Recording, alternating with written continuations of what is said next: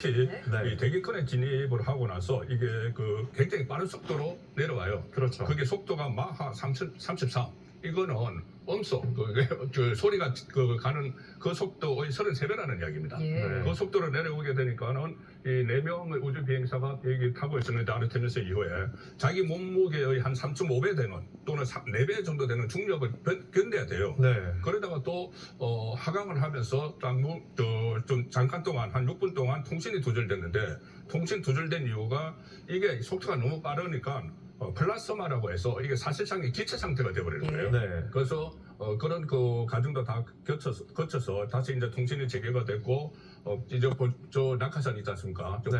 저 보조 낙하산하고 주 낙하산 3개를 해서 착륙을 무사히 했고 지금 나사가 발표하기로는 당초 계획했던 딱 중앙 지점에 무사히 착륙을 했다. 자, 그래서 지금은 해군 함정에 옮겨 타서 건강 검진을 받고 있다는 소식까지 조금 전에 들어왔습니다. 네, 임무를 성공적으로 수행은 했지만 무중력 우주에서 그것도 좁은 공간에서 열흘 동안 4명이 함께 지낸다는 게 사실 쉽지만은 않았을 것 같아요. 아무래도 밀폐된 공간에서 그러니까 이 지금 4명의 성인이 같이 산다는 것 자체가 상당히 많은 그러니까 스트레스를 유발할 수밖에 없는 상황이겠죠. 네. 그런 부분들은 사실 어떻게 보면 무중력 상태에서의 그런 체험 수행을 통해서 훈련을 통해서 극복을 할 수 있습니다만 그 중에서 가장 중요한 부분이 용변을 해결하는 부분입니다. 네. 사실 50년 전 그러니까 아폴로 단계에서 때는 사실 이 용변 문제와 관련해서 비닐봉지와 깔때기를 이용해서 네. 용변을 처리했다고 하거든요. 그래서 그때 당시 우주조종사들이 가장 역겨운 기억이라고 할 정도로 상당히 불편했었는데 예. 이번 같은 경우에는 문과 손잡이가 있는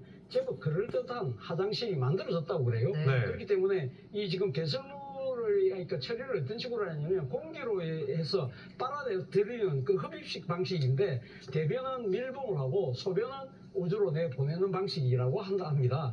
그런데 이번 아르테미스가 발사되고 난 뒤에 우주 공간에 진입해서 바로 이 화장실 입구 쪽으로 가는 부분에 문제가 좀 있었어요. 그래서 네. 상당히 오래를 나왔었는데 다행히 원격으로 수리가 되는 바람에 이 문제는 잘 해결이 됐고요. 네. 그리고 또 하나의 문제가 결국은 또 먹는 거잖아요. 아무래도 무중력 상태이다 보니까 이 부스러기 같은 경우는 붕붕붕 떠다닐 가능성이 높기 때문에 아무래도 좀 뭐랄까요, 그러니까 이 지금 액체 형태로 이렇게 해서 날리지 않는 그러한 것들이 상당히 준비가 됐는데 아폴로 시대 때는 음식 종류가 식품수가 한 50여 종에 거쳤을 때에 비해서 이번 같은 경우는 189 종류로 해서 네. 좀 다양한 식사가 마련되는 셈인데 그 음식이라는 것도 결국은 그러니까 이 위생이나 영양 각자의 선호도에 따라서 이 다양성을 맞췄던 것이고요.